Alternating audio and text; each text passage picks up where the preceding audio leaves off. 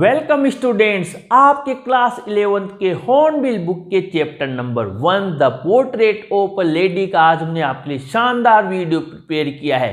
इसमें आपके पूरी स्टोरी के साथ में इसकी समरी और इसके most important short and long answer type सभी क्वेश्चंस यानी ऑल इन वन वीडियो हमने आपके लिए प्रिपेयर किया है। आइए स्टार्ट करते हैं। सबसे पहले आपकी जो दादी अम्मा है लेखक की यहाँ पर ग्रैंड मदर, उनका फिजिकल अपीयरेंस, फिजिकल लुक कैसा था, वो कैसी दिखती थी, क्या करती थी वो, उसके बारे में भी आपसे लॉन्ग आंसर टाइप क्वेश्चंस पूछा जा सकता है। इसके अलावा इससे related short answer type questions भी आपसे पूछे जा सकते हैं। जैसे हमने यहाँ पर लिखा है, सबसे पहले she had been old and wrinkled for 20 years that the author had known her. अब अगर एमसीक्यू या very short answer type question पूछा जाए तो लेखक उसकी दादी अम्मा को कितने वर्षों से जानता था। यह चैप्टर में जब ये चैप्टर लिखा गया तब उसकी एज कितनी थी, कितने सालों से वो जानता था। तो यहाँ पर बिल्कुल शो किया गया है कि उसकी दादी बूढ़ी थी, जुर्रियादार थी और ये सा वो उसे 20 साल से देख रहा था। ये विशेष ध्यान दें, 20 years से। Her face was a criss cross of wrinkles from everywhere to everywhere. उसका जो ये फेस था, चेहरा, उस पर क्रिस क्रॉस ऑफ रिंकल्स यानी जो झुर्रियां थी वो आड़ी टेढ़ी आड़ी तिरछी पूरे चेहरे पर थी। It was hard to believe that she had been once young and pretty. यहाँ पर क्या चीज लेखक के लिए बिलीव करना, विश्वास करना बड़ा हार्ड था, कठिन था। ये था कि वो इतनी बूढ़ी थी कि वो मान ही नहीं सकता था कि कभी उसके पति रहा होगा, वो जवान रही होगी और सुंदर रही होगी। His grand mother open told him about the games. ये बात भी शॉर्ट आंसर टाइप में पूछा जा सकता है। उसकी दादी अम्मा अक्सर उसे उन खेलों के बारे में बताया करती थी। She used to play as a child. जब वो बच्ची थी, लड़की थी, छोटी, तब वो जो खेल खेला करती थी। For the writer that was as good as the fables of prophets. ये चीज, क्या चीज लेखक के लिए फेबल्स ऑफ प्रोफेट्स यानी पैगंबरों की कहानियों के समान थी। प्रोफेट्स पैगंबर, फेबल्स यानी कहानियों के समान थी। तो वो जो खेलों का जिक्र उसकी दादी करती थी, वो खेल। She had always been short and fat and slightly bent. अब दादी अम्मा का जो शारीरिक बनावट थी वो कैसी दिखती थी? वो छोटी थी, फैट यानी मोटी थी, एंड स्लाइटली बेंट और थोड़ी सी झुकी हुई थी। The author says that his grandmother was always beautiful. लेकिन लेखक कहता है कि उसकी दादी अम्मा हमेशा सुंदर थी। She looked like the winter landscape. वो सर्दी के भूदृश्य के समान नजर आती थी, जैसे जो कि माउंटेन्स यानी पर्वतों में सर्दी का जो भूदृश्य नजर आता है, सीन नजर आता है। Reflecting a picture of peace and contentment in her white clothes. उसके सफेद वस्त्रों में वो शांति और संतुष्टि का प्रतीक नजर आती थी। अब लेखक का बचपन गांव में कैसे गुजरा, कैसे बिताया था दादी अम्मा के साथ, इससे संबंधित छोटे छोटे क्वेश्चंस पूछे जा सकते हैं। मैंने इसका पूरा पैराग्राफ प्रिपेयर कर दिया है। The author's parents left him with his grand mother in the village. यानी कि लेखक के माता पिता उसे गांव में ही उसकी दादी के पास छोड़कर शहर चले गए थे। दे वर गुड फ्रेंड्स। अब वो दोनों अच्छे मित्र बन गए थे क्योंकि वो दोनों ऑलवेज वो क्या करते थे, साथ रहते थे। लिव्ड टुगेदर, साथ साथ रहते थे। She used to wake him up and get him ready for school. अब स्कूल के लिए कैसे तैयार करती थी? सुबह लेखक के साथ में दादी अम्मा कैसे समय व्यतीत करती थी, इनसे संबंधित छोटा क्वेश्चन पूछा जा सकता है। तो उसे स्कूल के लिए जगाती थी और उसको रेडी करती थी। She said her morning prayer while she bathed and dressed him in the hope that he would listen and get to know it by heart.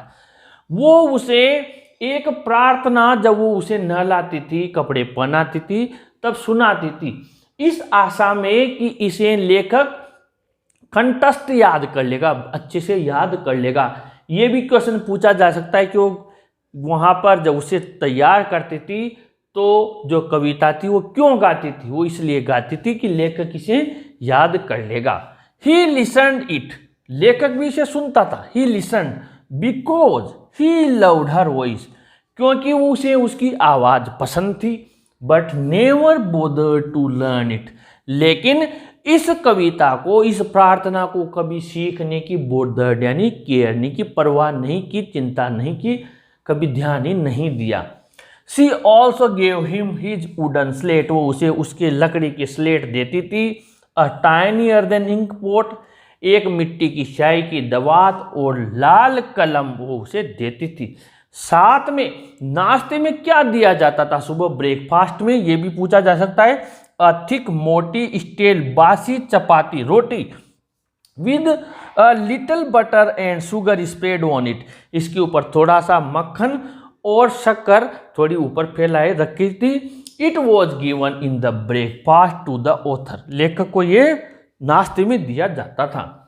His grandmother always went to school with the author because the school was attached to the temple, उसकी दादी माँ उस लेखक के साथ school जाती थी। भी क्वेश्चन पूछा जा सकता है कि दादी माँ लेखक के साथ स्कूल क्यों जाती थी, क्योंकि स्कूल बिल्कुल अटैच था, यानी मंदिर में ही स्कूल था। The priest tour the children in veranda, जो प्रिस्ट था पुजारी, वो बच्चों को बरामदे में पढ़ाता था। एंड सी सेट इनसाइड, और वो अंदर बैठकर क्या करती थी, रीडिंग द स्क्रिप्चर्स, धार्मिक ग्रंथ पढ़ती थी।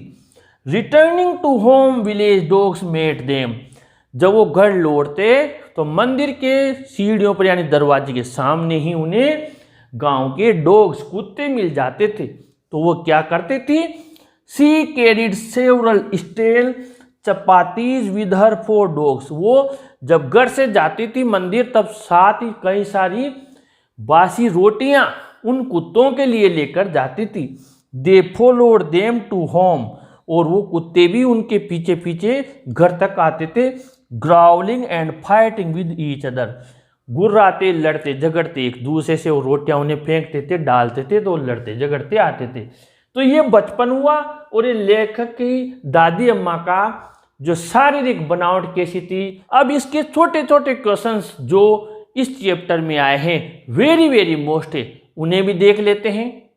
अब इसमें आपके पहला क्वेश्चन है, what was the grandmother's happiest moment of the day, दादी अम्मा का पूरे दिन का सबसे प्रसन्न पल कौन से हुआ करते थे। तो इसका बहुत सिंपल आंसर है, the grand mother felt very happy when she fed the sparrows in the house in the afternoon, दोपहर में दादी माँ उन चिड़ियाओं को रोटी डालती थी। They would sit on her leg shoulders and her head, वो उसके पैरों में, कंधों पर, उसके सिर पर भी बैठ जाती थी। They had become friendly to her, उससे बहुत दोस्ताना हो गई थी। अब question number 2, what was the significance of sparrows in grandmother's life, चिड़ियाओं का दादी अम्मा के जीवन में क्या प्रभाव था। कुछ नहीं करना, क्वेश्चन नंबर 1 का ही आंसर इसमें पूरा लिख देना है, अलग से कुछ याद नहीं करना। Question number 3, how did the grand mother spend her time in the city, शहर में दादी अम्मा उसका समय कैसे व्यतीत करती थी। तो आंसर है, the grandmother lived a life of seclusion, यानी अलगाव का जीवन वो जीने लग गई थी शहर में। She sat at her spinning wheel without talking to anyone, वो उसके चरखे के पास बैठती और बिना किसी से बातें किए, यानी अकेली चरखा चलाती रहती थी। प्लस क्वेश्चन नंबर 1 का पूरा आंसर लिख दें, आपका काम कंप्लीट हो जाएगा, अलग से याद नहीं करना। Question number 4, what was the turning point in the relation between the writer and his grand mother, दादी अम्मा और लेखक के संबंध के बीच में मुख्य मोड़ क्या आया था। आंसर है, the writer started going to an English school in the city in a motor bus without his grandmother, it was a turning point, जब लेखक ने शहर के स्कूल में मोटर बस में जाना शुरू कर दिया, वही टर्निंग पॉइंट उन दोनों के जीवन में था, क्योंकि अब लेखक की दादी माँ उसके साथ नहीं जा पाती थी। Question number 5, why did the grand mother hate music, दादी अम्मा संगीत से नफरत क्यों करती थी। आंसर है she hated music as she thought it was not for gentle folk. वो नफरत करती थी क्योंकि वो मानती थी संगीत आम आदमी यानी सामान्य व्यक्ति के लिए, अच्छे लोगों के लिए नहीं बना है। To her it was meant for harlots and beggars. उसके अनुसार संगीत का रिश्ता वेश्याओं और भिखारियों से है। Question number 6, how did the writers grand mother look. लेखक की दादी अम्मा लेखक के दादाजी कैसे दिखते थे। ग्रैंडफादर लुक, लेखक के दादाजी का भी एक जिक्र आया है, इसमें एक छोटा सा पार्ट है दादाजी से। He wore a big turban and loose fitting dress, loose fitting cloth. वो एक बड़ा सापा बांधते थे और ढीले ढाले वस्त्र पहनते थे। He had a long white beard that covered much of his chest. उनकी सफ़ेद लंबी सी दाढ़ी थी जो उनके सीने के बहुत बड़े हिस्से तक आती थी। He looked 100 years old, और वो कम से कम 100 साल के दिखते थे। Who could only have a lot of grandchildren. Question number 7. How did the grandmother celebrate the homecoming of the author from abroad? जब लेखक विदेश से आया तो उसके घर आगमन को दादी अम्मा ने किस प्रकार सेलिब्रेट किया। आंसर है the grand mother collected the women of the neighbourhood and saying the songs of home coming of warriors. योद्धाओं के घर लौटने के गीत गाए। पड़ोस की सारी महिलाओं को इकट्ठा कर लिया दादी अम्मा ने और घर लौटे योद्धाओं के गीत गाए जब लेखक विदेश से वापस आया था। क्वेश्चन नंबर 8, ये मोस्ट इंपॉर्टेंट क्वेश्चन है। How did the sparrows मोर्न the death of the grand mother. दादी अम्मा की मृत्यु का जो चिड़िया थी उन्होंने किस प्रकार शोक मनाया। या how did the sparrows behave when the writers grand mother had died. जब लेखक की दादी अम्मा मर गई उसके बाद जो चिड़िया थी, पक्षी थे, उन्होंने कैसे व्यवहार किया। और इसी का है कि उसके जो परिवार के सदस्य थे वो उन चिड़ियाओं के बारे में दुखी क्यों थे, क्योंकि ये तीनों क्वेश्चन मिलाकर एक ही आंसर है। और आंसर है the sparrows came in large numbers. जो चिड़ियाएं थी वो काफ़ी ज़्यादा संख्या में आई। They felt sad over the grandmother's death. उन्हें बड़ा दुख हुआ दादी अम्मा की मृत्यु पर। They did not make any voice. उन्होंने कोई शोर नहीं किया। They also did not notice the crumbs thrown to them. उनके तरफ जो लेखक की माँ थी उसने रोटी के टुकड़े तोड़कर फेंके तो उन्होंने उस पर भी ध्यान नहीं दिया। When they carried the grandmother's dead body up, the birds flew away quietly. जब वो दादी अम्मा के शव को, मृत शरीर को ले गए तो वो चिड़ियाएं चुपचाप उड़कर चली गई। Question number 9, What did the author see when he returned after making arrangements for the funeral? जब लेखक लौट कर आया दादी अम्मा के जो दाह संस्कार का, अंत्येष्टि की पूरी अरेंजमेंट्स व्यवस्था करने के बाद उसने क्या देखा। द ऑथर सा, लेखक ने देखा। और सेम आंसर क्वेश्चन नंबर 8 का आंसर द स्पैरोज केम से लेकर एनी वॉइस तक आप लिख दें, अलग से याद नहीं करना। उसने उन्हीं चिड़ियाओं को देखा और जो उन्होंने व्यवहार किया हमने लिख ही लिया। Question number 10, the author's grandmother was a religious person. लेखक की दादी अम्मा एक धार्मिक व्यक्ति थी। What are the different ways in which we came to know this. अलग अलग तरीके से हमें कैसे ये पता लगता है कि वो धार्मिक महिला थी। Answer is the author's grandmother was a religious person. वो धार्मिक महिला थी लेखक की दादी अम्मा। She always prayed and told the beads of her rosary. वो हमेशा माला फेरा करती थी और प्रार्थना करती रहती थी। She was kind to the dogs and sparrows. वो पक्षियों और जो कुत्ते थे उनके प्रति दयालु थी। And like to feed them, और उन्हें रोटी डालती थी। Just before her death she refuse to talk to anyone. उसकी मृत्यु के कुछ समय पहले उसने सबसे बात करने से मना कर दिया। She lay peacefully in bed praying and telling her beads death came over her. वो चुपचाप अपने बिस्तर पर जाकर लेट गई और अपनी माला फेरती रही और मृत्यु को प्राप्त हो गई। Question number 11, how did she behave just before her death. मृत्यु से कुछ समय पहले दादी अम्मा का व्यवहार कैसा था। क्वेश्चन नंबर 10 का आंसर जस्ट बिफोर से ओवर हर तक लिख दें, अलग से रटने की जरूरत नहीं है। Question number 12, what was the last sign of physical contact between the author and his grandmother? दादी अम्मा और लेखक के बीच जो अंतिम संपर्क था, शारीरिक संपर्क, उसका अंतिम प्रतीक क्या था? आंसर है when the author was going to abroad for higher education, the grandmother also came to leave him at the railway station. जब लेखक उच्च पढ़ाई करने के लिए, उच्च शिक्षा प्राप्त करने के लिए विदेश जा रहा था, तो दादी अम्मा भी उसे छोड़ने के लिए रेलवे स्टेशन पर आई थी. She kissed him on his forehead, leaving a moist imprint as the last sign of physical contact.